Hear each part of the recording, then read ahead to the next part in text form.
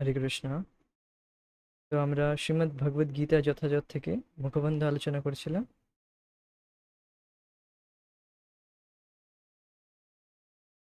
তো গত ক্লাসে ভগবত ধামে যাওয়ার যোগ্যতা সম্বন্ধে আলোচনা হচ্ছিল।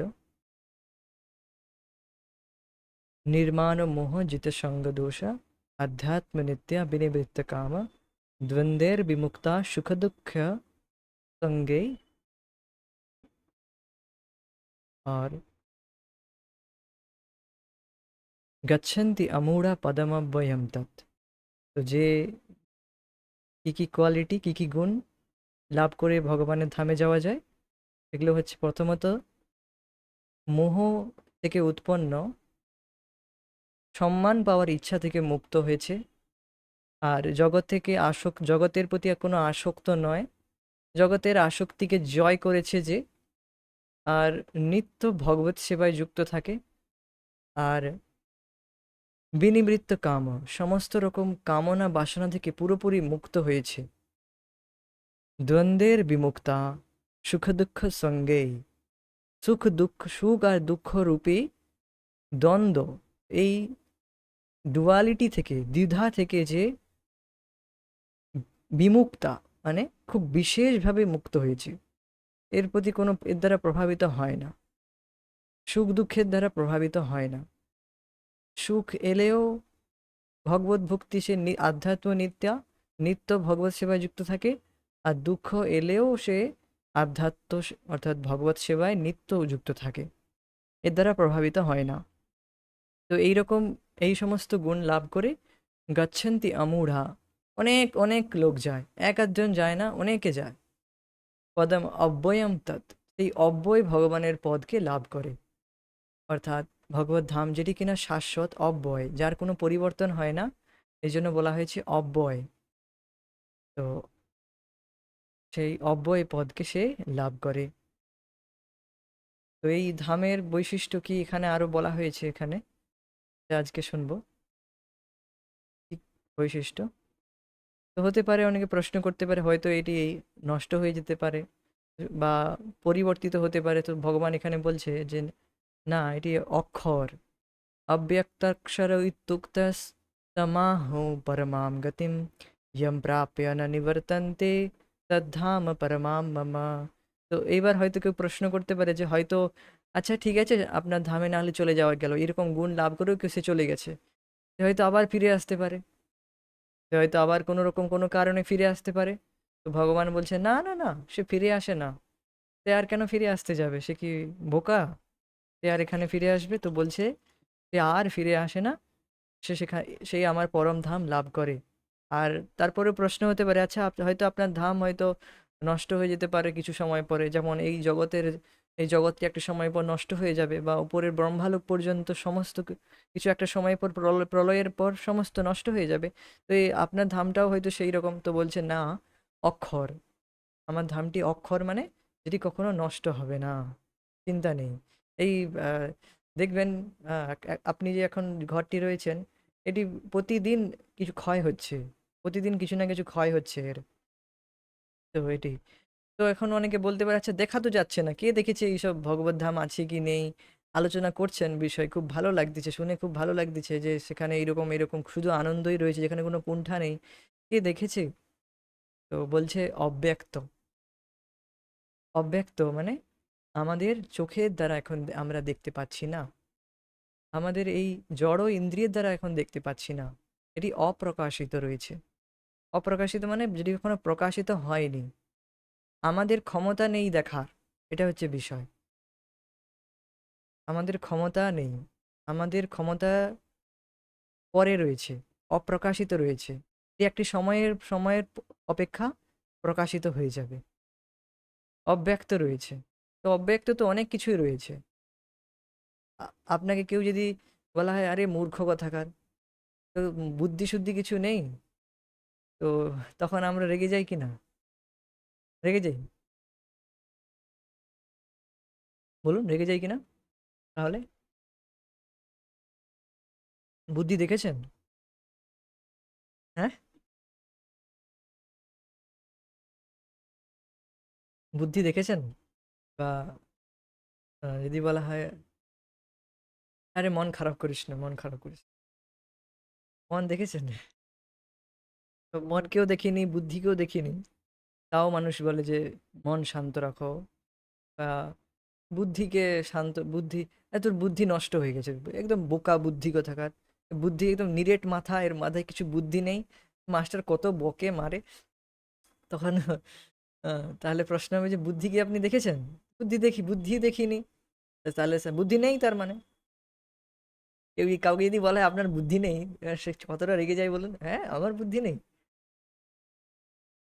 তখন তাহলে ভাবুন, তো রয়েছে, বুদ্ধি রয়েছে, সেগুলো সমস্ত অপ্রকাশিত। তো ভাবুন, মন বুদ্ধি পর্যন্ত দেখতে পাচ্ছি না, তাহলে সেটা কি নেই? আছে। তো ভগবানের ধামও রয়েছে, কিন্তু আমরা এখন সেটি অনুভব করতে পারছি না। এই আমাদের অক্ষমতা। তার মানে এই নয় যে নেই। আবার অনেকে বলে যে আচ্ছা, এটা তো হলো, এবার স্বর্গ, পাতাল, স্বর্গ মর্ত পাতালের কথা যখন বলা হয়, তখন বলে যে কে দেখেছে স্বর্গ, কে দেখেছে পাতাল, কে দেখেছে নরক?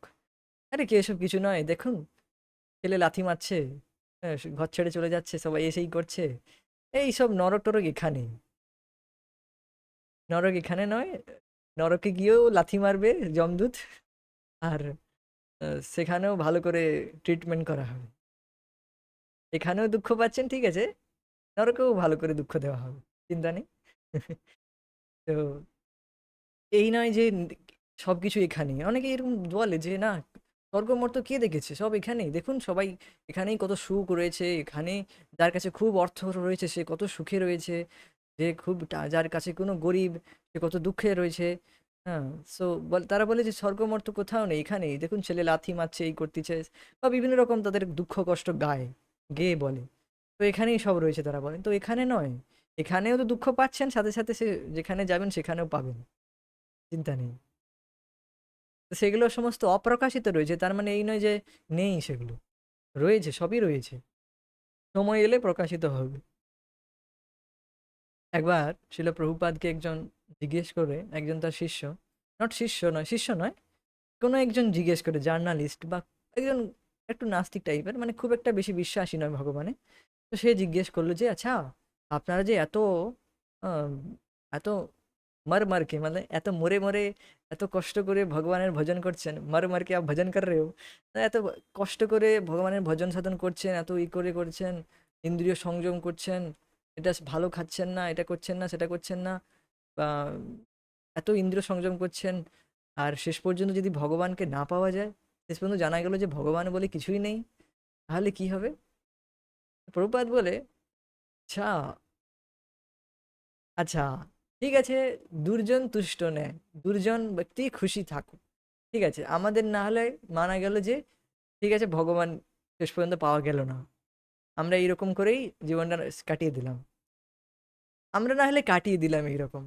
আমাদের তো কোনো হেডেক মাথায় নিতে হয় না, আমাদের তো কোনো ঝামেলা নেই, আমরা তো দুবেলা খুব ভালো প্রসাদ পাই, সকালে উঠে কীর্তনে নৃত্য করি, 3 বার 4 বার নৃত্য করি, কত আনন্দে সুখে জীবন কাটাচ্ছি, নাকি না? কত সুন্দর প্রসাদ পাচ্ছি আমরা, আর কত সুন্দর ভগবানের দর্শন হয়, মানে ভক্তরা খুব সুখেই আনন্দে থাকে। ভক্তদের কখনো দেখবে না তো যারা চিন্তায় রয়েছে, কিছু চিন্তা করছে, আরে এটা ঠিকঠাক চলছে না, আরে এই করতে হবে, সেটা করতে হবে, ছেলের টিউশনের টাকাটা দিতে হবে, আরে এটা, তাদের অত সব চিন্তা থাকে না, তারা বিন্দাস থাকে। তো আমাদের তো এইরকম বিন্দাস কেটে গেল জীবনটা, কিন্তু আপনার কি হবে? আপনি তো এই পুরা জীবনটাও কষ্টে রয়ে গেছে, আর পুরো জীবনটাই তো আপনি খেটে খেটে মরছেন। যারা কর্মী, তারা তো তারা তো পুরো জীবনটাই খেটে খেটে মরে, ছেলের জন্য প্রথমে তো নিজে এত খাটে, তারপরে এর জন্য তার জন্য খেটে খেটে পুরো জীবনটাই শেষ, তা আপনার জীবনটা পুরো শেষ হয়ে গেল। এরপরে যদি জানা গেল ভগবান আছে, আপনার কি হবে? বুঝতে পারছেন? মানে আপনি তো প্রচুর পাপ করেছেন, সারা জীবন প্রচুর ইন্দ্রিয় তৃপ্তি করেছেন, এই করে সেটা, অনেক পশু খেয়েছেন, হত্যা করেছেন, হ্যাঁ, পাপ করেছেন, তো এই জন্মে তো দুঃখ কষ্ট পেয়েছেনই। এইবার যখন জানা গেল ভগবান আছে, আপনার কি হবে? বা ভগবান না থাকলেও আপনারও তো পুরো জীবনটাই নষ্ট, তো পুরো জীবনটাই আপনি কষ্টে ভোগ করছেন, সারা সকাল থেকে রাত্রি পর্যন্ত আপনি খেটেই খেটেই যাচ্ছেন। তো আপনার জীবনটা তো অলরেডি নরক হয়ে রয়েছে। আর আমরা তো এখানেও সুখে রয়েছি, ইহলোকেও সুখে রয়েছি, আর পরলোকেও জীবে আরো সুখেই থাকবো। তো হচ্ছে এরকম বিষয়টি। তো যে সমস্ত ব্যক্তিরা এইভাবে তাদের শ্রদ্ধা থাকে না, তারা কেবল শুষ্ক তর্ক করতে থাকে। তাদের শ্রদ্ধা নেই, তারা দুঃখে রয়েছে, কষ্টে রয়েছে। তারা এইগুলোকে জাস্টিফাই করার চেষ্টা করে যে না, আমরা যেটা করছি সেটাই ভালো। প্রকৃতপক্ষে তারা দুঃখেই রয়েছে, তারা শুধু জাস্ট শুষ্ক তর্ক করছে। আমরা পড়ি, তো অব্যক্ত মানে অপ্রকাশিত, এমনকি এই জড়জগতের সবকিছু আমাদের কাছে প্রকাশিত হয়নি। তো এবার প্রভুপাদ এই বিষয়গুলি ব্যাখ্যা করছেন যেগুলো আমরা আলোচনা করলাম এক্ষুনি। অব্যক্ত মানে অপ্রকাশিত, অব্যক্ত মানে নিরাকার নয়, অব্যক্ত মানে শূন্য নয়, অব্যক্ত মানে অপ্রকাশিত, যেটি এখন দেখা যাচ্ছে না। অনেক মায়াবাদী ওরা বলে যে অব্যক্ত মানে এই দেখুন অব্যক্ত লেখা আছে, মানে ভগবানের ভগবান নিরাকার, কোনো আকার নেই, শূন্য। না, অব্যক্ত মানে অপ্রকাশিত। এমনকি জড় জগতের সবকিছুই আমাদের কাছে প্রকাশিত হয়নি। এই জগতের অনেক কিছু প্রকাশিত হয়নি। জগতেও অনেক কিছু আমরা দেখতে পাই না। এক্স রে দেখেছেন কোনোদিন? এক্স রে যখন করানো হয় হাড় ভেঙে গেলে, এক্স রে কি দেখতে পাই? এক্স রে দেখা যায় না, কিন্তু তাও এক্স রে রয়েছে, আমরা জানি। এদের হাড়ের স্ক্যান টেন করা, হাড় ভেঙে গেলে কোথাও জয়েন্টে কিছু হলে, কিন্তু এক্স রে রয়েছে। আরও বিভিন্ন রকম জিনিস, অনেক কিছুই রয়েছে যা আমরা দেখতে পাই না কিন্তু রয়েছে, প্রকাশিত হয়নি। তার মানে এই নয় যে তা নেই।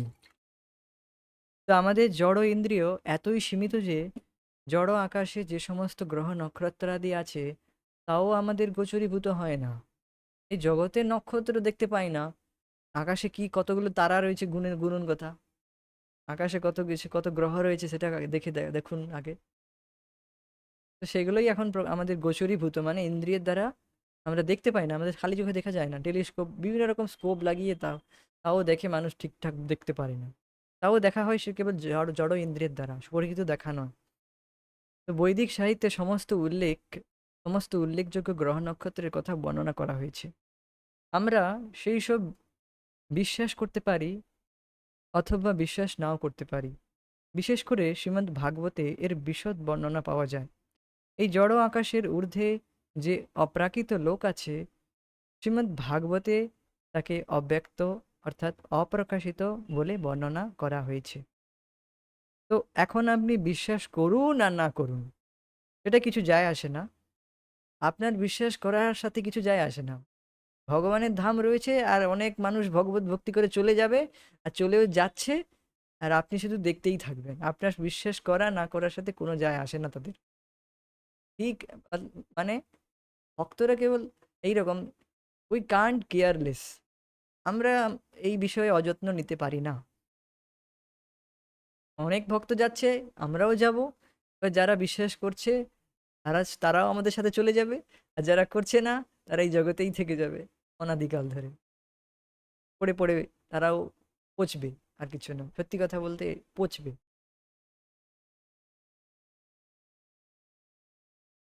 তো শ্রীমদ্ ভগবত গীতা, এগুলি হচ্ছে ভক্তিশাস্ত্র। ভক্তিশাস্ত্রের উপর যাদের শ্রদ্ধা রয়েছে তাদের সকলের অজ্ঞেত স্বীকৃতি রয়েছে, পুণ্য রয়েছে, তারা সকলেই পুণ্যবান। এই জন্য তাদের সহজ শ্রদ্ধা ভগবানের কথার উপর হয়। এটি একটি খুব সহজ সজা জিনিস নয়, খুব সহজ জিনিস নয়। ভগবানের কথায় শ্রদ্ধা থাকা, বিশ্বাস থাকা, এটা খুব চিপ নয়। চিপ মানে খুব ছোট্ট জিনিস নয়, ছোট জিনিস নয়, ওটা অনেক বড় বিষয়। অনেক মহান মহান তথাকথিত পণ্ডিত বর্গের মানুষ, তারা খুব পণ্ডিত হলেও তারা কিন্তু ভগবানের বিশ্বাস রাখে না, ভগবানের ভক্তি শাস্ত্রের উপর বিশ্বাস রাখে না। তাদের দুর্গতি কি হবে? তাদের কি গতি হবে? তাদের কেবল নরক গতিই হবে, আর কিচ্ছু নয়। বিশ্বাসই রাখে না, ভগবানের কথার উপর বিশ্বাস নেই, তাহলে তারা করবে না, এগুলো শুনবে না, আর তারা এই জগতেই থেকে যাবে, আর অনাদিকাল ধরেই জগতেই থাকবে, আর এখানেই দুঃখ কষ্ট পাবে, আর কিচ্ছু না। শ্রীমদ্ ভাগবতে উপর সহজ শ্রদ্ধা যার রয়েছে সে খুবই পুণ্যবান। পুণ্যের বিনা না শ্রবণ ইচ্ছা তু উৎপদ্যতে ইতি অর্থ। এইভাবে ভাগবতমে বলা হয়েছে। সিদ্ধ গোস্বামী বলেছেন যে পুণ্যের বিনা, যার পুণ্য নেই, তার পুণ্যের বিনা না শ্রবণ ইচ্ছা ইতি উৎপদ্যতে ইতি অর্থ, মানে পুণ্য ছাড়া কারোর শ্রবণ ইচ্ছা জাগৃত হয় না, এটাই অর্থ। পুণ্য, ভাগবতমের উপর শোনার ইচ্ছা পুণ্য ছাড়া তার অ্যাকাউন্টে পয়সাই নেই, তাহলে সে কি করে জিনিসটা কিনবে, সে কি করে শ্রদ্ধা রাখবে ভক্তি শাস্ত্রের উপর? তার অ্যাকাউন্টে পয়সাই নেই, সে কি করে জিনিসটা কিনবে? তো এইরকম যার পুণ্য নেই সে বিশ্বাস করতে পারবে না, তার শ্রদ্ধা হবে না। যে যার যার অ্যাকাউন্টে পুণ্যই নেই তাকে আপনি কি করে বিশ্বাস করাবেন? দেখুন ভগবানের কথা শ্রবণ করুন, এই করুন। আরে ভাই তাকে কিছু কিছু পুণ্য দিন, মানে কিছু প্রসাদ দিন, মানে এরকম। আপনি ভক্ত মানে তাকে প্রচার করছেন কোনো ব্যক্তিকে, তার কাছে তার অ্যাকাউন্টে পুণ্যই নেই, তাহলে সে কি করে কিছু আপনার কথায় শুনবে, বিশ্বাস করবে, শ্রদ্ধা রাখবে? তাকে কিছু পুণ্য দিতে হবে। কিভাবে? কিছু প্রসাদ দিয়ে দিলাম, অ্যাটলিস্ট হরে কৃষ্ণ বলে দিলাম, শুনে নিল, এটাও একটা সময় গিয়ে পুণ্য ফলীভূত হবে। নাই বললো বা, কিন্তু অ্যাটলিস্ট আমাদের কর্তব্য করতে হবে, আমাদেরকে বলতে হবে। তো আজকে আমরা দেখলাম, আমি আজ দেখে খুবই আনন্দিত হচ্ছিলাম, খুবই আনন্দ হচ্ছিল আমার মনে। আমাদের অফিসে আমি গিয়েছিলাম আজকে কাজে, নিয়মিত যেমন যাই, সেখানে ভক্তরা প্রত্যেকদিন কীর্তন করে। হ্যাঁ, খুব সুন্দর কীর্তন করে। তো একটা জিনিস দেখলাম, যে ভক্ত যে কীর্তন করাচ্ছিল, সে সবাইকে ডেকে ডেকে মাইক ধরে ধরে কীর্তন করাচ্ছে। আমি দেখে খুব খুশি হয়েছিলাম, খুবই আনন্দ হচ্ছিল মনে, যে ভক্তরা কতটা কৃপা করছে তাদের উপর, ডেকে ডেকে কৃপা দিচ্ছে, যাও নাও না কৃপা নিয়ে যাও, এখান থেকে মুক্ত হও, যাও যাও বেরিয়ে যাও। বাসে বলে না, এই যাও যাও বেরিয়ে যাও, বেরিয়ে যাও, যাও যাও বেরিয়ে যাও। কন্ডাক্টর বলে না, বাস কন্ডাক্টর, এই যাও যাও বেরিয়ে যাও। তো এইরকম হচ্ছে, ভক্তরা এসে যাও যাও বেরিয়ে যাও, বেরিয়ে যাও এখান থেকে, বেরিয়ে যাও, আসো আসো বেরিয়ে যাও, এই নাও কীর্তন করো হরে কৃষ্ণ। ডেকে ডেকে আবার আসবে না বলে সেখানে আবার প্রসাদ রেখেছে, ফ্রিতে প্রসাদ দিচ্ছে, এই না প্রসাদ খাও, তো প্রসাদ খেয়ে ভগবানের নাম করে চলে যাও ভগবানের। আমি দেখি খুব খুশি, খুবই আনন্দিত। আর যে কীর্তন করাচ্ছিল তাকে দেখে কত সুখী, কত আনন্দ মনে হচ্ছিল। খুব সুন্দর লাগছে আজকে বিষয়টা আমাদের, আমি নোটিস করলাম, আগেও দেখেছি, আজকে বিশেষভাবে লক্ষ্য করলাম। সাধারণ যারা এমনি ঘুরতে এসেছে পর্যটকরা, তারা অতটা ভক্ত না, এমনি জাস্ট এসেছে, ঘুরতে এসেছে, তাদেরকে ডেকে ডেকে প্রসাদ দিচ্ছে, নাও প্রসাদ দিলাম, তো প্রসাদ খেয়েছে যখন, এবার কিছু কীর্তনও করো। তো এইভাবে ভক্তরা কৃপা প্রদান করেন, যার দ্বারা তাদের ভক্তি শাস্ত্রের উপর বিশ্বাস শ্রদ্ধা জন্মায়। ভক্তি শাস্ত্রের উপর শ্রদ্ধা খুবই রেয়ার বিষয়। তো আমাদের এটিকে ধীরে ধীরে বৃদ্ধি করা উচিত। বৃদ্ধি কিভাবে পাবে? এই শ্রদ্ধা যখন আমরা নিয়মিত শ্রবণ করব, হরিকথা প্রামাণিক রূপে শ্রবণ করব, যেখান সেখান থেকে নয়, প্রামাণিকভাবে শ্রবণ করব, তখন এই শ্রদ্ধা পুষ্ট হবে। পুষ্ট মানে পুষ্টি পাবে। যেমন আপনাকে একটু আগে প্রসাদ পেলাম, খুব শরীরে বল এলো, সঙ্গে সঙ্গে পুষ্টি পেলাম, সঙ্গে সঙ্গে প্রসাদ পাওয়ার সাথে সাথে আমরা পুষ্টি পেলাম। তো হরিকথা এরকম এরকম হচ্ছে, যেন সঙ্গে সঙ্গে আমার মনে হয় যে আমি পুষ্টি পাচ্ছি। এটা আপনার অনুভব হওয়া উচিত। এই নয় যে বিরক্ত লাগছে, শুনতে ইচ্ছা হচ্ছে না, এটা হওয়া উচিত না। তো এরকম বিষয়টি। তো শ্রীমদ্ ভাগবতে এটি বলা রয়েছে যে এই আহ, ভগবত ধাম হচ্ছে অব্যক্ত, এখন দেখা যাচ্ছে না, কিন্তু আমাদের শ্রদ্ধা রাখতে হবে। ধীরে যত শুনবো তত বুঝতে, তখন যে হ্যাঁ হ্যাঁ রয়েছে, ভগবত ধাম রয়েছে। আমার যদিও আমার ইন্দ্রিয় এখন দেখতে পাচ্ছি না, কিন্তু শাস্ত্রে বলা রয়েছে অবশ্যই রয়েছে, আমাকে ওখানে যেতে হবে। তো সেই যে অপ্রাকৃত লোক, যা নিত্য সনাতন, যেখানে প্রতিনিয়ত দিব্য আনন্দের আস্বাদন পাওয়া যায়, যেখানে প্রতিনিয়ত ভগবানের সান্নিধ্য লাভ করা যায়, সেই যে দিব্য জগৎ, তাই হচ্ছে মানব জীবনের পরম লক্ষ্য, মানব জীবনের পরম গন্তব্যস্থল। সেখানে একবার উত্তীর্ণ হলে আর এই জড়জগতে ফিরে আসতে হয় না। এই পরম রাজ্যের জন্যই মানুষের বাসনা ও আগ্রহ থাকা উচিত। তো ভগবত ধামটি কেমন বলা হয়েছে? যে অপ্রাকৃত জগৎটি নিত্য রয়েছে, নিত্য মানে সব সময় রয়েছে, কখনো নষ্ট হবে না, সেখান থেকে বের করে দেওয়া হবে না। আজকে আমরা এই ঘরটিতে রয়েছি, যে কোনো মুহূর্তে আমাদেরকে বের করে দেওয়া হতে পারে, মালিক বের করে দিল, বা শরীর বা অন্য কিছু হয়ে যেতে পারে। হুম, তো এই জগৎটি নিত্য নয়, এখানে কনস্ট্যান্টলি এখান থেকে ওখানে আমাদেরকে আহ, নিয়ে ফেলা হচ্ছে, নিক্ষেপ করা হচ্ছে, ছুঁড়ে ফেলা হচ্ছে এই জায়গা থেকে অন্য জায়গা, এই জায়গা থেকে অন্য জায়গা। এই জগৎটি নিত্য নয়, এখানে ভালো না। আবার থাকলেও সেটি নষ্ট হয়ে যায়, কিছু সময় পরে আপনার সমস্ত কিছু নষ্ট হয়ে যাবে, থাকতে দেওয়া হবে না। আপনি এই শরীরটারই কথা ভাবুন, এই শরীরে আপনি কিছু সময় রয়েছেন, যে আপনি মনে করছেন যে আমি সবসময় থাকবো এই শরীরে, না, আপনাকে থাকতে দেওয়া হবে না। আপনি ভাড়াটিয়ে, আপনাকে যে কোনো মুহূর্তে বের করে দেওয়া হবে, মালিক যে কোনো মুহূর্তে চাইলে আপনাকে বের করে দেবে। এটা আপনার মাথায় খেয়াল রাখতে হবে। তো এখানে সন্তুষ্ট হওয়া চলবে না যে এখানে থেকেই আমি সুখী হয়ে গেলাম, ব্যাস ফ্ল্যাট কিনে নিলাম। আপনি যদি ফ্ল্যাটও কিনে নেন বা আপনার নিজের বাড়িও যদি হয়, তো সেই বাড়িতে কতদিন রয়েছে না, কতদিন রয়েছে, আর বা কি গ্যারেন্টি রয়েছে যে আপনার যে বাড়ির আপনি সুখে থাকবেন বা সেখান থেকে আপনাকে বের করে দেওয়া হবে না। না বের করে দেওয়া হলেও আপনার বাড়ি তো, ঠিক আছে, কেউ বের করার দেওয়ার নেই। প্রকৃতির নিয়মে আপনাকে ওখান থেকে বের করে দেওয়া হবে। প্রকৃতি আপনাকে বাধ্য করবে ওখান থেকে বের করে দিতে। কিভাবে? আপনার মৃত্যুর দ্বারা। পার্মানেন্ট থাকবেন 70 বছরে, 80 বছর বাঁচবেন, 100 বছর তো কেউ আছে আজকাল, তারও আগে মৃত্যু হতে পারে।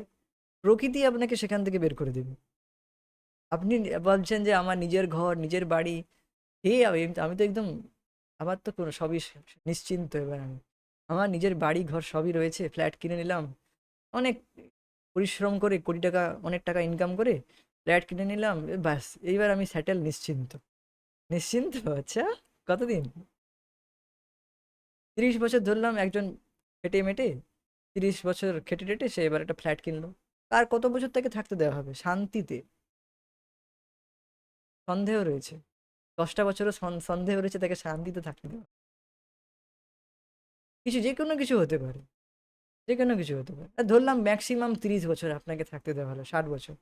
তারপর তো রোগ ব্যাধি শুরু, রোগের পিছনে ছুটতে ছুটতে এখান থেকে এই হসপিটাল থেকে সেই হসপিটাল। কোথায় শান্তি এখানে? এ নিত্য নয়, এখান থেকে বের করে দেওয়া হবে, কনস্ট্যান্টলি আপনাকে দুঃখ দেওয়া হবে। এত সহজ নয়। এটি হচ্ছে প্রাকৃত জগৎ। এই প্রাকৃত জগতের বৈশিষ্ট্য হচ্ছে অনিত্য, অসুখম লোকম। অনিত্য, অসুখ, মানে যেখানে সবসময় অসুখ লেগে রয়েছে। আর এটি সনাতনও নয়, সবসময় থাকবেও না। আর এই সমস্ত বিষয় রয়েছে, কিন্তু ভগবানের ধাম নিত্য, সনাতন, যেখানে দিব্য আনন্দ আস্বাদন করা যায়। দিব্য মানে আমাদের ইন্দ্রিয়ের পরে যে সুখ, যেটি ইন্দ্রিয় জাতের সুখের অতীত, দিব্য সুখ, অর্থাৎ ভগবৎ সুখ, ভগবৎ সেবা সুখ।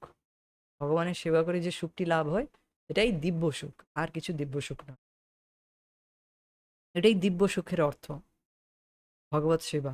নিত্য ভগবানের সেবা যুক্ত থাকবে। তো যেখানে প্রতিনিয়ত ভগবানের সান্নিধ্য লাভ করা যায়, সবসময় ডাইরেক্ট ভগবানের সাথে কথা বলতে পারবেন, ডাইরেক্ট ভগবানের সাথে আপনি ওঠা বসা করতে পারবেন। তারা ভাবুন।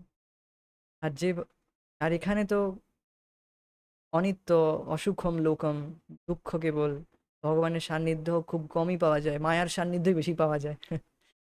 হ্যাঁ, চারিদিকে তাকালে শুধু মায়ার বন্ধন। ভগবানের সান্নিধ্য খুব কমই পাওয়া যায়।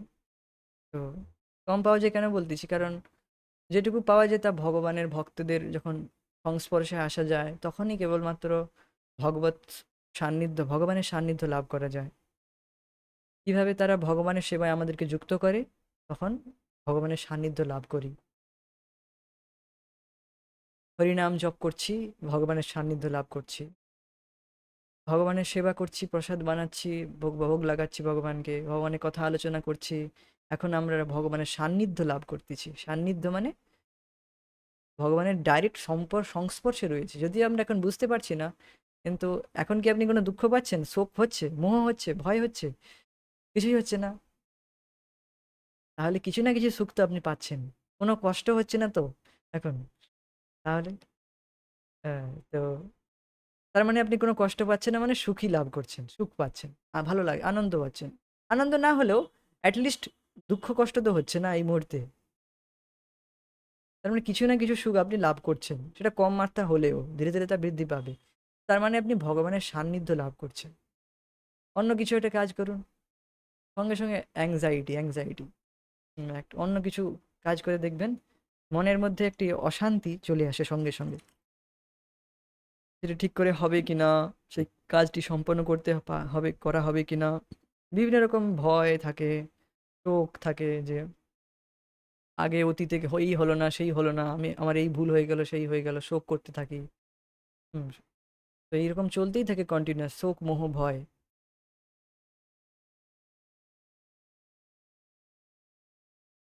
কিন্তু ভগবত সান্নিধ্য লাভ করলে দিব্য আনন্দ লাভ করা যায়। এই দিব্য আনন্দ আপনি একটু ছটা মানে ছিটে ফোঁটা অনুভব করতে পারেন যদি আপনি নিত্য ভগবত সেবায় যুক্ত থাকেন, সাধনা করেন, অভ্যাস করছেন, নাম জপ করছেন, সকালে উঠে ভগবানের সেবা করছেন। কিছুটা হলেও ভগবান কখনো না কখনো আপনাকে সেই এক এক ঝলক যাকে বলা হয়, এক ঝলক আপনাকে দিব্য সুখের ঝলক ভগবান দেয়। তখন আপনি সেইটা পাওয়ার জন্য আবার চেষ্টা করেন, আবার চেষ্টা করেন। হ্যাঁ, তখন আবার ভগবান কখনো কখনো সেই ঝলক সুখ দিয়ে দিল। তখন এইভাবে করতে করতে আপনি আরো ভগবানের সেবার জন্য আরো আগ্রহী হলেন, আরো আগ্রহ যে না না না, ভগবানের সেবা খুব আনন্দ রয়েছে, সেই সুখ লাভ করতে হবে। আপনি একবার অনুভব পেয়ে গেছেন, একবার মিষ্টি রস, মিষ্টি চেখে নিয়েছেন, এবার একটা খুব ভালো মিষ্টি খাওয়ানো হয়েছে আপনাকে। এবার আপনি সেইটা পাওয়ার জন্য আবার চেষ্টা করবেন, না আরো খাটলে তাহলে আমি ভালো করে সেইটাও লাভ করতে পারবো। এইভাবে আগ্রহ ধীরে ধীরে বাড়তে থাকে। ভগবানের সান্নিধ্য লাভ করা এই জন্য খুবই দরকার। আমরা দিব্য সুখ লাভ করতে পারি। জীব এই জগতে দুঃখ সুখ কেবল দুঃখ লাভ করছে আর তাকে সুখ বলে মনে করছে। আমাদের আমাদের এটি প্রাপ্য নয়। আমরা এই কেবল দুঃখ পাওয়ার জন্য নয়, আর ভগবানও চায় না যে আমরা দুঃখ পাই। অনেকে এইরকম ভুল দোষারোপ করে যে ভগবানের ইচ্ছায় সব হচ্ছে। ভগবানের তো ইচ্ছা ছাড়া কিছু হয় না। এই দুঃখ পাচ্ছি ভগবানই করাচ্ছে। ভগবান করাচ্ছে না, আমাদের ইচ্ছা রয়েছে ভোগ করা, আমাদের ইচ্ছা রয়েছে এই জগতে থাকার, তো এই জন্য দুঃখ পাচ্ছি। ভগবানের সান্নিধ্য লাভ করার ইচ্ছা নেই। যখন আমরা ইচ্ছা করব ভগবানের সান্নিধ্য লাভ করার, তখন দিব্য সুখ লাভ করব।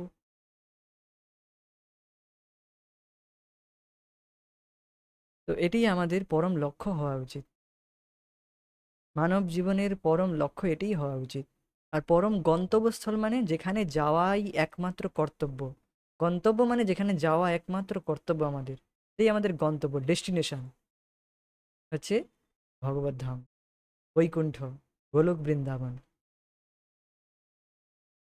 আর যেখান থেকে আর আমাদের এই জগতে ফিরে আসতে হয় না।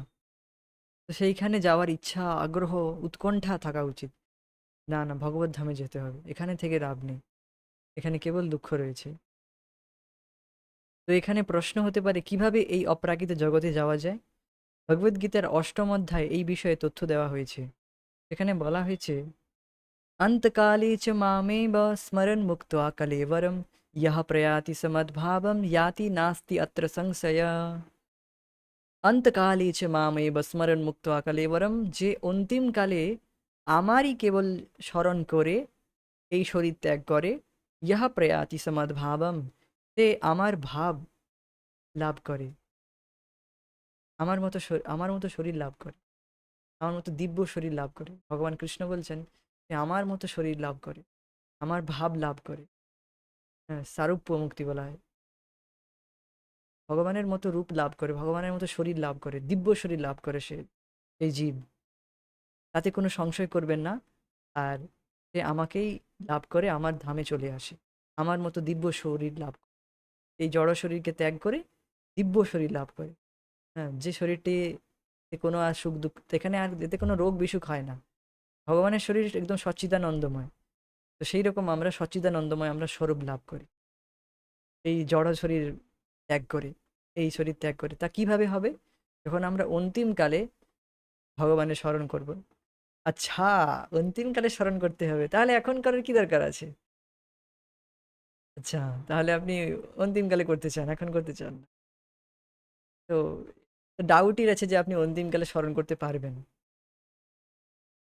কারণ আমরা এই ভগবত স্মরণ করা যদি অভ্যাস না রাখি, সারা জীবন যেটি করে গিয়েছি অন্তিমকালে সেটাই স্মরণ হবে। সারা বছর যেটাই পড়েছি পরীক্ষার খাতায় সেগুলোই স্মরণ হবে। তখন মনে হবে আরে একটু যদি পড়ে নিতাম, সব মনে পড়ে গেছে, সব মনে পড়ে গিয়েছে। মানে অনেকে এই কথাটাই বলে, আমি প্রথমে বুঝতে পারতাম না, এখন বুঝতে পারছি যে অনেক মনে পড়ে গেছে মানে সব ভুলে গিয়েছি। মানে হালকা হালকা মনে আসছে, সব কিচ্ছু মনে আসছে না বাস্তবে তার। কারণ সে সারা বছরটাই পড়েনি, সারা বছরটাই কিছু মনে রাখেনি, মনে রাখার চেষ্টা করেনি বা স্মরণ করেনি কিছু, শ্রবণ কীর্তন করেনি, পড়াশোনা কিছু করেনি। এই জন্য সে কি করে পরীক্ষার সময় তার মনে আসবে? পরীক্ষা মানে মৃত্যু। মৃত্যু হচ্ছে একটি পরীক্ষা, শেষ পরীক্ষা, যেখানে পরীক্ষা নেবে যে আমরা কি, আমাদের চেতনা কেমন রয়েছে, আমরা কি চিন্তা করতেছি, কিভাবে আমরা সারা জীবনটা কাটিয়েছি, সেই সব চিন্তাই আসবে। এটা কোনো ডাউট নেই। সারা জীবন যে চিন্তা ভাবনা করেছি, মৃত্যুর সময় সেই চিন্তাই আসবে, অন্য চিন্তা আসবে না। এটি বলা ভুল যে ঠিক আছে, আচ্ছা ভালো, হরিনাম করা ভালো, এসব ভালো, ঠিক আছে। এখন তো বয়স কোথায়, এখন তো মাত্র মাত্র 50 বছর। এখন তো মাত্র আমার যুবক বয়স, এখন তো এখন এখন তো আরো আরো লাখখানি টাকা কামিয়ে নেই, তারপরে এখন দেরি আছে। এখন তো এখন ব্যাস শুধু যুবক, এখন যুবক শরীর, 50 বছর বেশি নয়। তো মানুষ এইরকম কথাবার্তা বলেছে। তো তারা এইরকম বলে যে আমরা অন্তিম সময়ে স্মরণ করে নেবো, অন্তিম সময় ভগবানের নাম করে চলে যাবো। এত সহজ নয়। অন্তিমকালে স্মরণ করা খুবই ডিফিকাল্ট। কারণ সেই সময় আমাদের কোনো ইন্দ্রিয় কাজ করবে না। এখন তো খুব শান্ত মস্তিষ্কে আমরা রয়েছি, শান্ত মস্তিষ্কে ক্লাস শুনছি, আলোচনা করছি। কিন্তু মৃত্যুর সময় সেখানে তখন কি অবস্থা হয়? কফ, বাত, পিত্ত, এগুলো সব ডিস্টার্ব হয়ে যায়। মন অশান্ত হয়ে যায়, বিক্ষুব্ধ হয়ে যায়, ইন্দ্রিয় ডিস্টার্ব হয়ে যায়, আমাদের কণ্ঠস্বর পর্যন্ত বন্ধ হয়ে যায়, রুদ্ধ হয়ে যায়। কণ্ঠস্বর পর্যন্ত রুদ্ধ হয়ে যায় কফের দ্বারা। কফ এত বেড়ে যায়, কফ, বুঝতে পারছেন? কফ এত বেড়ে যায়, কণ্ঠস্বর রুদ্ধ হয়ে যায়। হুম।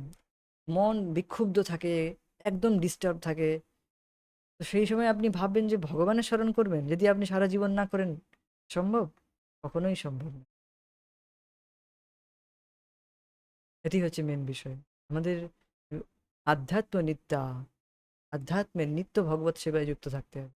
তাহলে অন্তিম সময়ে আমরা ভগবানেরই স্মরণ করব। অনেকে রয়েছে, হ্যাঁ, বাহ্যিক দেখাও, লোক দেখানো ভক্তি করে, কিন্তু ভেতরে অতটাই নেই। তো সে কিভাবে বোঝা যাবে? মৃত্যুর সময় আসবে, কি মুখ থেকে বেরোচ্ছে? মুখ থেকে ভগবানের নাম বেরোচ্ছে। আর যদি সে সত্যিকারই ভগবত ভক্তি করে থাকে, তাহলে তার মুখ থেকে ভগবান নাম বেরোবে। আর যদি সত্যি সে জাস্ট লোক দেখানি করেছে বা কিছু করেইনি, তাহলে সেই মৃত্যুর সময় ট্যাঁ ট্যাঁ ট্যাঁ ট্যাঁ, খতম। ইঁদুরকে দেখবেন, ইঁদুর মূষক, ইঁদুরকে তো জানেনি।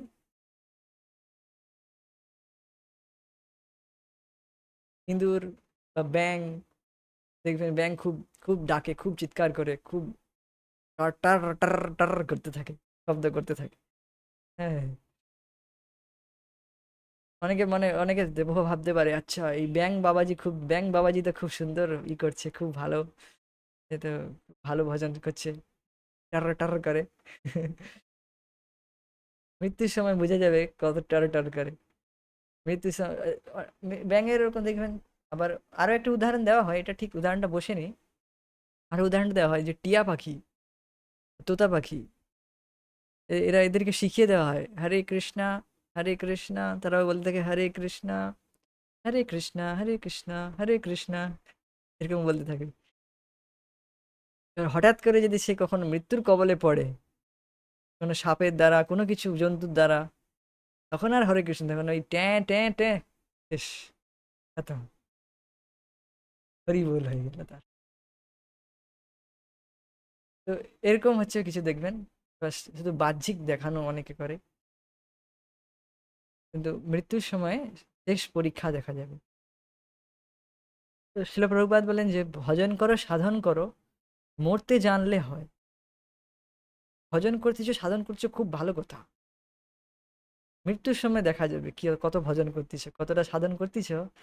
তা মৃত্যুর সময় পরীক্ষা হবে, বুঝতে পারবে কতটা কি পরীক্ষা, কতটা কি সারা বছর পড়েছো। তা মৃত্যুর সময় বোঝা যাবে। এই জন্য বলা হয়েছে ভজন করো, সাধন করো, মরতে জানলে হয়। মানে এই ভজন সাধন করার উদ্দেশ্য আমরা মৃত্যুর সময় কিরকম চেতনায় থাকবো, মরতে মরতে জানতে হবে, কিভাবে মরতে হবে সেটা আমাদের শিখতে হবে। ভগবানের ভক্তরা তারা মৃত্যুকে ভয় পায় না। আহ, মৃত্যুর সময় তারা ভগবানেরই স্মরণ করে, যে কোনো বিপদে সংকুল হলে তারা ভগবানেরই শরণাপন্ন হয়। যাদের অভ্যাস রয়েছে, যাদের স্বাভাবিক ভগবত সেবায় তারা যুক্ত রয়েছে প্রতিনিয়ত, তারা সহজেই ভগবানেরই শরণ নেয় যে কোনো বিপদ হলেই। মৃত্যুর সময় তারা ভগবানেরই শরণ নেয়। তো এই অভ্যাস যাদের রয়েছে, এই সহজ প্রবৃত্তি জাগৃত হয়ে গেছে যাদের ভগবত সেবায় নিত্য যুক্ত থেকে, তারা মৃত্যুর সময়ে ভগবানকেই স্মরণ করে, ভগবানের কাছেই তারা ফিরে যায়। তো এই ভজন সাধন করার উদ্দেশ্য হচ্ছে ভগবানের স্মরণ করা। মৃত্যুর সময় যাতে আমরা ভগবত স্মরণ করতে পারি। এখন যত বেশি বেশি আমাদের স্মরণ করতে হবে, যত বেশি বেশি শুনে নিতে হবে, শ্রবণ কীর্তন করতে হবে। কারণ মৃত্যুর সময় আর শ্রবণ কীর্তন করার সুযোগ থাকবে না। তখন চোখ থেকে কিছু পড়তে পারবো না, সব কিছু ছোট ছোট কিছু দেখা যাবে না, কানে কিছু শুনতে পাবো না, তখন আর কিছু হবে না। তখন ওই বুড়া বুড়িদের গীতা দান করে কিছু লাভ হবে না। গীতা দান করা উচিত যারা নবযুবক। বুড়ো বুড়িদের তারা কি করবে এখন? তারা থোড়ি না এখন পড়তে পারবে, না তো কি দেখতে পারবে। ঠিক আছে, দান দেওয়াটা ভালো, কিছু পুণ্য লাভ হবে, সেটা অবশ্যই। কি নয় যে বলছি না করা উচিত নয়, সবাইকেই গীতা দান করা উচিত। আমি জাস্ট বলছি যে এই কনটেক্সটে, যে আমি এই বিষয়টি বলতে চাইছি যে বৃদ্ধ অবস্থায় সে, তার ইন্দ্রিয় অকেজ পুরো। তো সেই সময় আপনি শুরু করবেন ভাবছেন, এটি প্রায় অসম্ভব হয়ে যান। প্রায় অসম্ভব বললাম কেন? কারণ কোনো কোনো ক্ষেত্রে কিছু বিশেষ কিছু হতে পারে, সেটা আলাদা বিষয়। কিন্তু প্রায় এটাই হয়। এটা সম্ভব নয় যে মৃত্যুর সময় আপনি বা বৃদ্ধাবস্থায় এসে আপনি এখন সবকিছু পড়ে ফেলবেন। তার কথা বাদ দিন, এটা ভুলেই যান। তো যেই মুহূর্তে আমাদের চেতনা জাগৃত হয়েছে, সেই মুহূর্তে আমাদের তখন থেকে সিনসিয়ার হয়ে যেতে হবে। না, আমাকে শ্রবণ কীর্তন ডেলি করতে, ভগবত সেবায় ডেলি নিযুক্ত থাকতে হবে। তবেই আমি মৃত্যুর সময় স্মরণ করতে পারবো। এখন প্রশ্ন হচ্ছে, মৃত্যু কি বলে আসবে আপনাকে, আচ্ছা হ্যাঁ সুদীপ প্রভু ঠিক আছে, আমি কালকে আসছি, কালকে আপনার ঘরে আসছি, কালকে আপনি সমস্ত কিছু রেডি রাখবেন, ভালো করে শ্রবণ কীর্তন করে রাখবেন।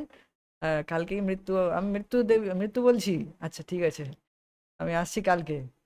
তখন সুদীপ প্রভু বলে, আচ্ছা কালকে, আমি জানতে পেরে গেছি কালকে মৃত্যু আসবে, তো আমি এখন খুব ভালো করে শ্রবণ কীর্তন লেগে যাই তাহলে। এরকম হচ্ছে না, মৃত্যু যে কোনো মুহূর্তে আসতে পারে, ফোন করে আসবে না আপনাকে। তার মানে কি, আমাদেরকে ভগবত সেবায় নিযুক্ত প্রতিনিয়ত থাকতে হবে। এইভাবে আমাদের নিজেকে রেডি রাখতে হবে, সবসময় পরীক্ষার জন্য রেডি রাখতে হবে। যে কোনো মুহূর্তে পরীক্ষা নিতে পারে, যে কোনো মুহূর্তে পরীক্ষা হয়ে যেতে পারে। তার জন্য আমাদেরকে সবসময় রেডি থাকতে হবে যতটা সম্ভব। আর সময় নেই, আর অন্য কিছু কোনো গুরুত্বপূর্ণ নয়। যে কোনো মুহূর্তে মৃত্যু আসতে পারে, সেটি আজকেই বা এক্ষুনি হতে পারে, একটু পরেও হতে পারে, যে কোনো মুহূর্তে হতে পারে। কিছু একটা হলো, কিছু একটা জাস্ট কিছু একটা হলো, ফ্র্যাকশনের মধ্যে আপনার শ্বাস রুদ্ধ হয়ে গেল, ভগবানের স্মরণ হলো না, অন্য কিছু স্মরণ করছেন, অন্য কিছু দেখছেন, মোবাইল কিছু দেখেছেন, অন্য কিছু সেই কথা স্মরণ করছেন। হ্যাঁ, একটা কিছু বিড়ালের ছবি দেখছেন, বিড়ালের ভিডিও দেখছেন, আচ্ছা বিড়াল নাচছে, সেই মুহূর্তে আপনার এই কিছু একটা, বা সেইটা দেখে আপনি ঘুমোতে গেলেন, কিছু একটা হলো, আপনি মরে গেলেন, ব্যাস, বিড়াল মিউ মিউ করে আপনি পরের জন্মে সেই জন্ম নিয়েছে, বিড়ালের বিড়াল আপনার বাবা মা হয়ে গেছে। তো এইরকম অবস্থা হবে। সত্যি। অন্তকালে চ মামেব, যেমন স্মরণ করবেন তেমন শরীর লাভ হবে, যেমন স্মরণ করবেন শরীর মৃত্যুর সময় যেমন চেতনা থাকবে। আপনি বলুন কি সব বাজে কথা বলছেন এইসব, এগুলো হয় নাকি? স্যার আচ্ছা হয় না, তাহলে এখন আপনি এই পার্টিকুলার এই শরীর কি করে লাভ করেছেন তা বলুন তো একটু। বা আপনি অমুক ঘরেই কেন জন্মগ্রহণ করেছেন, বলুন তো একটু। বা আপনি এখন যে চেতনায় রয়েছেন সেটাই কেন লাভ করেছেন, এটা বলুন একটু। বলতে পারবেন না, কারণ আপনি সেই রকম স্মরণ করেছেন, সেই রকম আপনার চেতনা ছিল, সেই জন্য সেই রকম আপনার ঘর, গৃহ, যে সময় পরিবার লাভ করেছেন আপনার, সেই রকম আপনার চেতনা ছিল। তো এটাই মেন বিষয়, আমাদের চেতনা যেমন হবে, এই জন্য তো কৃষ্ণ চেতনাময় ভাবনা, কৃষ্ণ চেতনা আন্দোলন, যার দ্বারা আমরা কৃষ্ণ চেতনায় নিজেকে আনতে পারি, কৃষ্ণের সেবা ব্যতীত আর কিছু যেন চিন্তায় না আসে। তো সেই অবস্থা আমাদের লাভ করার জন্যই তো কৃষ্ণ ভাবনামৃত। অনুশীলন। অনুশীলন মানে নিত্য প্র্যাকটিস, যার দ্বারা আমরা সেই অবস্থায় ন্যাচুরালি স্বাভাবিকভাবেই চলে আসবো।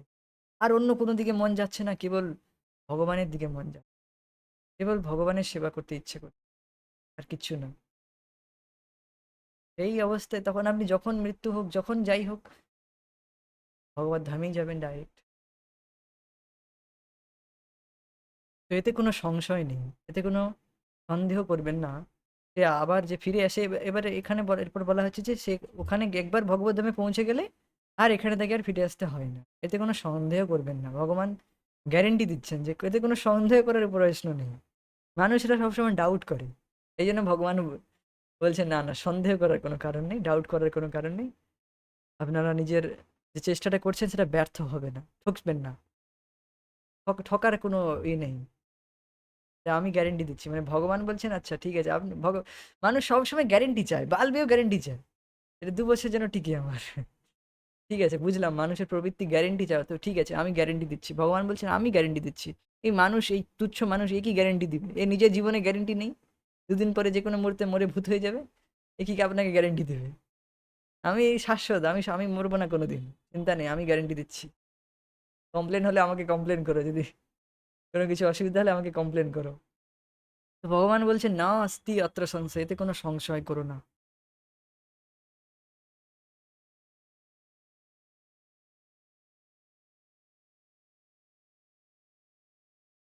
তো মৃ- আমরা এবার এটা পড়বো, যে আমরা আলোচনা করলাম, মৃত্যুকালে যিনি আমাকে স্মরণ করে শরীর ত্যাগ করেন, তিনি তৎক্ষণাৎ আমার ভাব প্রাপ্ত হন, এই বিষয়ে কোনো সন্দেহ নেই।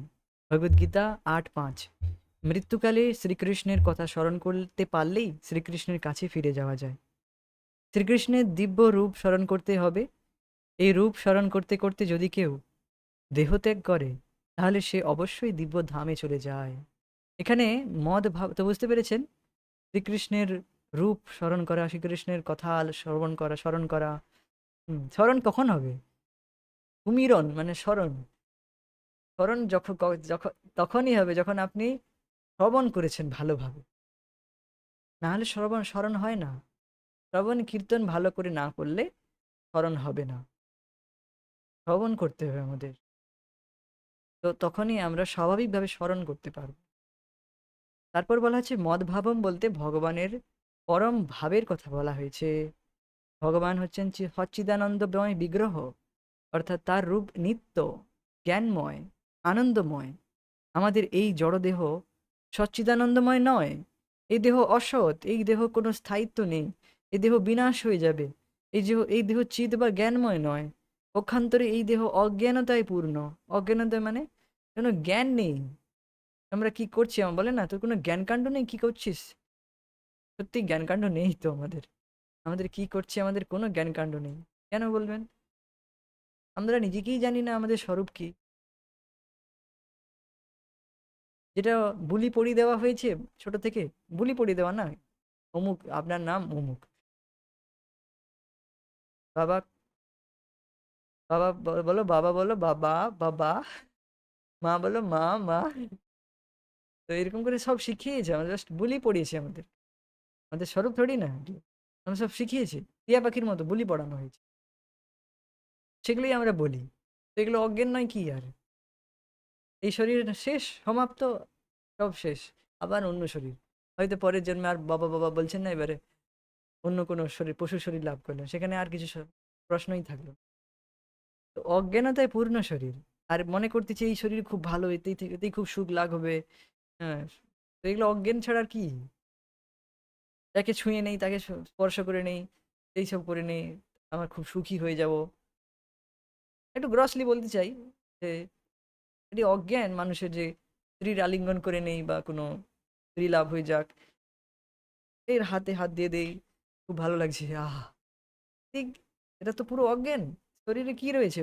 হাড়, মজ্জা, রক্ত, এর কে স্পর্শ করে আমরা সুখ লাভ করতেছি, বা মনে হচ্ছে আমি খুব সুখী হয়ে যাব। এটা অজ্ঞান নয় কি আর? এর থেকে বড় অজ্ঞান আর কি রয়েছে মানুষ? যে যে শরীরটা কোথাও একটু কেটে ছড়ে গেলে বা কোথাও কখনো পুঁজ হয়ে গেলে, আমরা কোথাও এটা গলতে থাকে, নষ্ট হতে থাকে, বন্ধ হয়ে যায় কখনো কখনো, বা শরীর থেকে যখন আত্মা বেরিয়ে যায়, তৎক্ষণাৎ সেটি পচতে শুরু করে, তৎক্ষণাৎ বরফ নিয়ে আসা হয়, হ্যাঁ কি না? দেখবেন কারণ মৃত্যু হলে সঙ্গে সঙ্গে বরফের চাই নিয়ে আসে, বরফের বড় চাই, মানে বুঝতে পারছেন, দিল্লি, হ্যাঁ, সঙ্গে সঙ্গে নিয়ে আসা হয় কেন? কারণ সঙ্গে সঙ্গে সেটা পচতে শুরু করে। সেই শরীরকে এত আহ, তার প্রতি আকৃষ্ট হওয়া, এটা কেবল অজ্ঞান আর কিচ্ছু নেই।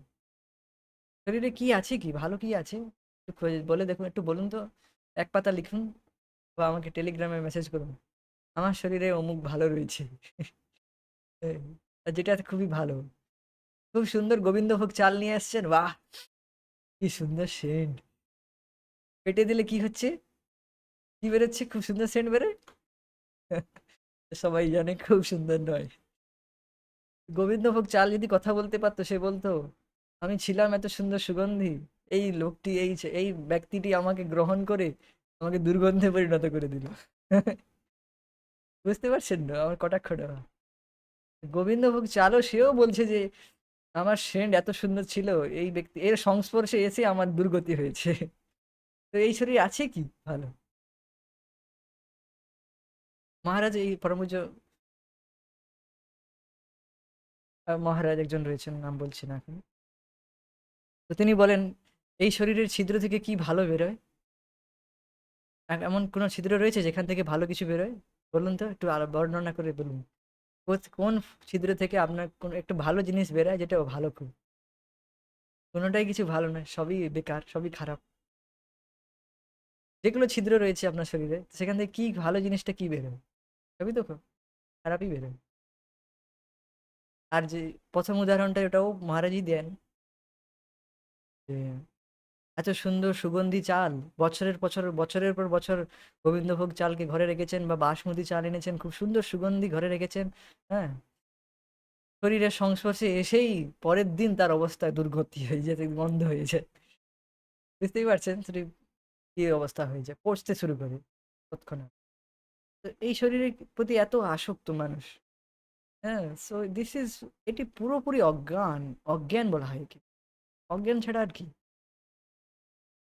এটি একটু ভাবা উচিত, মানুষের একটু বোধ থাকা উচিত। এই ভগবত গীতা আমাদেরকে বোধ বুদ্ধি দেয় যে তুমি জাগো, জেগে ওঠো, এই অজ্ঞানতায় থাকো না, জ্ঞানের আলোক জ্বালো, বুদ্ধিমানের মতো কাজ করো, দিব্য সুখ লাভ, তুমি দিব্য সুখের জন্য যোগ্য, দিব্য সুখ লাভ করার তুমি অধিকারী, জীব আত্মা, তুমি ভগবানের অংশ, যাও ভগবানের সংস্পর্শে যাও, নিজের স্বরূপ লাভ করো, সেখানে তুমি সচ্চিদানন্দময় শরীর লাভ করবে, যেমন বলা হয়েছে, তাতে সন্দেহ করো না।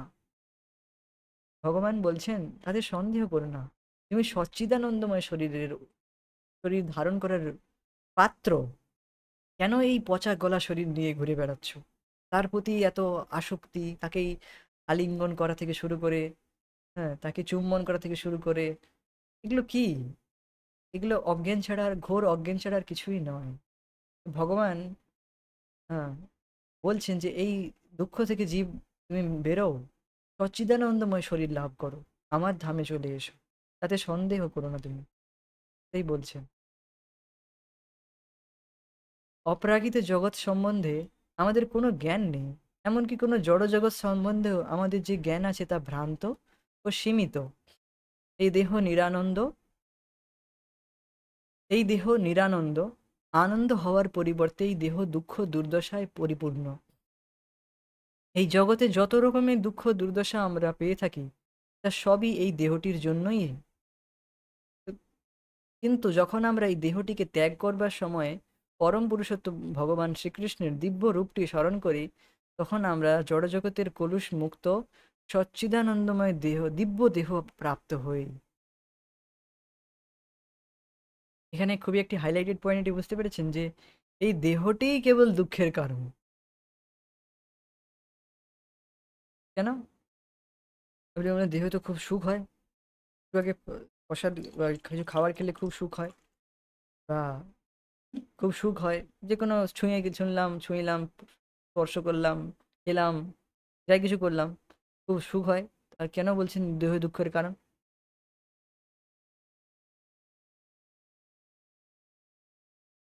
তো দেখুন, কোথাও একটা ছোট্ট একটা পিন পর্যন্ত ফুটে গেলে, পিন নয়, একটা ছোট্ট কাঁটা ফুটে গেছে শরীরে, ব্যাস সমস্ত ফোকাস, সমস্ত এবার চিন্তা এই সেই হাতে বা কোথাও পায়ে কোথাও একটা কাঁটা ফুটে গেছে, সেখানেই সারা দিন তার পিছনেই মন লেগে রয়েছে। সেখান থেকেই পুরো দুঃখ সৃষ্টি হয়ে গেছে। একটা কাঁটা পুরো দুঃখের কারণ হয়ে দাঁড়িয়েছে। তার কারণ কি? এই শরীরটা। এই শরীরে একটি নখের এইগুলো রয়েছে, জানেন নখের এটা কি বলে? যাই হোক, যাই বলে আমি ঠিক বুঝতে পারছি না কি বলে। তো নখের এই কোণার যে গোড়ার দিকে কিছু যে চামড়া রয়েছে, এটা একটু উঠে গেলে পর্যন্ত খুব কষ্ট হয়। হ্যাঁ, তো তাহলে ভাবুন, এইটুকু পর্যন্ত এই শরীরকে এত দুঃখ দিচ্ছে, তাহলে এই শরীরে কি ভালো কি রয়েছে? কাঁটাও ফুটলো না, নাহলে ঠিক আছে ভালো কথা। এই সামান্য একটু ছাল উঠলেও হাতে, সেটাও বা এই নখের গোড়ায়, তাও খুব দুঃখ দেয়, তাও খুব কষ্ট দেয়। তা শরীরে আছে কি ভালো? মানুষ এত অজ্ঞানের মধ্যে রয়েছে। মানুষ বলতে আমি নিজেকেও ইনক্লুড করছি। আমি এই নয় যে আমি জ্ঞানের মধ্যে রয়েছি। আই এম অলসো ইন জ্ঞান, লিটল বিট মেবি জ্ঞান। তো এই জন্য বলা হয়েছে এই দেহটাই হচ্ছে মূল দুঃখের কারণ।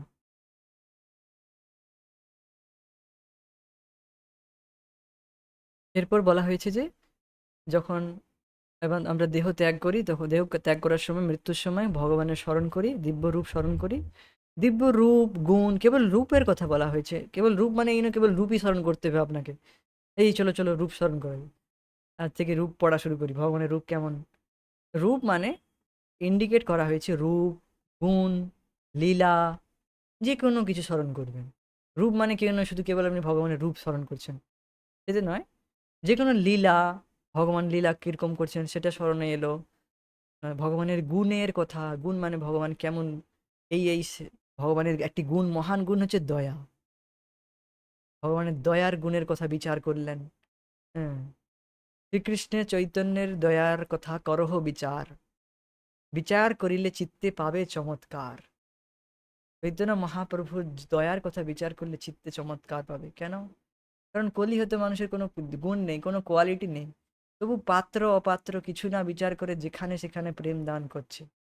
কেবল হরিনামের দ্বারা প্রেম দান করে গেছে। আর সেই হরিনামের দ্বারা আমরাও সেই প্রেম লাভ করতে পারবো। যেই প্রেম লাভ করা তো দূরে থাক, হুম, ভগবানের ভগবত সাক্ষাৎকার হওয়া, ভগবানকে দেখার জন্য যোগী ঋষিরা তারা লক্ষ লক্ষ কোটি কোটি বছর ধ্যান করতেছে। সত্য যুগ, ত্রেতা যুগ, এই সমস্ত যুগে। আর সেই ভগবানের দর্শন তো রয়েছেই, সাথে সাথে ভগবত প্রেম লাভ করা যায় এই হরিনামের দ্বারা। কেবল আপনাকে শুধু একটি শিডিউল, আপনার শিডিউলটাকে সেট করতে হবে। আপনার দৈনিক দিনচর্যা মানে দৈনিক কাজটাকে, সেটাকে ঠিক করতে হবে। সকালে উঠে ভগবানের নাম জপ করলেন, তাকে প্রায়োরিটি দিলেন, ষোলমালা জপ করলেন। সকালে ভোরবেলা উঠে, ব্রহ্ম মুহূর্তে উঠে, তারপরে আপনি আপনার দিনের অন্য কিছু কাজ করলেন। আপনি করলেন যেটা আপনার কর্তব্য কর্ম রয়েছে সেগুলো করলেন। সন্ধেবেলা এসে ভগবত কথা শ্রবণ করলেন। তারপরে আপনি শয়ন দিলেন বা রেস্ট করলেন। রাত্রে এসে বা সন্ধে ঘুমানোর আগে একটু ভগবত কথা শ্রবণ করলেন, বা সন্ধেবেলাতে সব থেকে বেস্ট। সন্ধেবেলা সায় প্রাতা গৃণান ভক্তিয়া বলা হয়েছে। সন্ধ্যাবেলা ভগবত কথা শ্রবণ করলেন, তারপর আর কিছু শ্রবণ করবেন না। এটা আমি রেকমেন্ড করব। কারণ ভগবত কথা শ্রবণ করার পরে কিছু জাগতিক কথা শ্রবণ করলে তাহলে সেই কথাই আমাদের চিত্তে থেকে যাবে যখন আমরা ঘুমোতে যাব। তো এটা রেকমেন্ডেড যে, এটা খুবই ভালো বিষয় যে আপনি আর কিছু শ্রবণ করবেন না। ভগবত কথা শ্রবণ করেছেন, এইবার আপনি রেস্ট করুন, ঘুমাতে যান। আবার সকালে উঠে ভগবান নাম জপ করুন। তার মাঝে আপনি আপনার কর্তব্য কর্ম করুন। এইভাবে আপনার দিনটা ঠিক করুন। খুব সুন্দরভাবে আপনি ভগবত ধামে ফিরে যাবেন। হ্যাঁ, এই অভ্যাসটা আমাদের তৈরি করতে হবে, ব্যাস। বেশি কিছু পাহাড়ে চড়তে বলার কথা বলা হচ্ছে না। শুধু এইটুকু ফিক্স করে দিন জীবনে, বাকি আপনার জীবন খুব সুন্দর। আর এর কথা চিন্তা করতে হবে না যে অন্তিমকালে ভগবত স্মরণ হচ্ছে কি হবে। এটা অটোমেটিক হয়ে যাবে। তার কথা আপনি যদি এইভাবে নিত্য ডেলি অভ্যাস করে থাকেন, অবশ্যই ভগবত শ্রবণ হবে, ভগবত স্মরণ মানে স্মরণ হবেই, যদি এইভাবে আপনার অভ্যাস থাকে। এই অভ্যাসটা আমাদের তৈরি করতে হবে। কত সুন্দর জীবন আমাদের হয়ে যায়, আমরা কত সময় নষ্ট করি টিভি দেখে, হ্যাঁ, ফোন চালিয়ে, ইউটিউব চালিয়ে, ফেসবুক চালিয়ে। তো এগুলো সব দেখে কত সময় নষ্ট করি, আর গতি কি হবে, এর এর ফল কি হবে আমাদের? এর ফলে তো কিছু লাভ তো হচ্ছেই না। আচ্ছা, ছেড়েই দিলাম, না হলে আপনার আহ, ভগবানের বিষয়টা ছেড়ে দিলাম, তাহলে তাহলে এর থেকে লাভ জাগতিকও কি লাভ হচ্ছে? জাগতিকও থেকে তো কিছু লাভ হচ্ছে না, যে এর থেকে কিছু টাকা পাচ্ছেন তাও তো নয়, বা এখান থেকে কিছু আপনার মন শান্ত হচ্ছে তাও তো হচ্ছে না। এটা দেখে আরো মন বিক্ষুব্ধ হচ্ছে। তার থেকে ভালো ওই সময়টা আমি ভগবানের কথা শ্রবণ করলাম। আপনার কর্তব্য কর্ম করতে তো না বলছি না, আমি তো নিজেও করি। যাই হোক, আমাদেরকেও করতে হয়, সবাইকে সবার নিজের কর্তব্য কর্ম করতে হয়, দ্যাটস, সেটা করলে কিছু বলা যায় না, হয় না, সেটা তো অবশ্যই করতে হয়। কিন্তু এইটুকু সময় আমাদের ফিক্সড করে দিতে হয়, সকালের ব্রহ্ম মুহূর্ত আর সন্ধ্যের সময় বা ঘুমোতে যাওয়ার আগের সময়টা, এটা আমাদেরকে ফিক্স করে দিতে হবে ভগবানের জন্য। বাকি সময় মাঝখানে আপনি নিজের দেহের জন্য যা কিছু মানে আপনার কর্তব্য কর্ম যেটা, সেটা করলেন। এইভাবে আপনার পুরো জীবনটা কাটিয়ে দিতে পারলে মৃত্যুর সময় অবশ্যই আপনি ভগবত ধামে যাবেন। অবশ্যই, অবশ্যই আমি ভগবত ধামে যাব, আর কোনো সন্দেহ নেই, নাস্তি। আর এতে কোনো সন্দেহ, নাস্তি অত্র সংশয়, এতে আর সন্দেহ করবেন না। এটা ফিক্স করে দিন জীবনে। বাকি জীবনটা দেখবেন কত সুন্দরভাবে জীবনটা কেটে যাবে। তো এই জগতে দেহত্যাগ করা এবং অন্য একটি দেহ লাভ করা প্রকৃতির নিয়মের দ্বারা সুচারুভাবে পরিচালিত হয়। তো এর পরের বিষয়ে আমরা পরবর্তী ক্লাসে আলোচনা করব। এখানে আজকে আমরা স্থগিত রাখবো। আহ, তো এই বিষয়ের উপর যেগুলো আলোচনা হয়েছে সেগুলোর উপর একটু চিন্তা করবেন, সেগুলো করার চেষ্টা করবেন। এই বলে আমি এখানে স্থগিত রাখবো। হরে কৃষ্ণ, জয় শিল প্রভুপাদ, নিতাই গৌর প্রেমানন্দে। Thank you so much, thank you for joining us. Hare Krishna.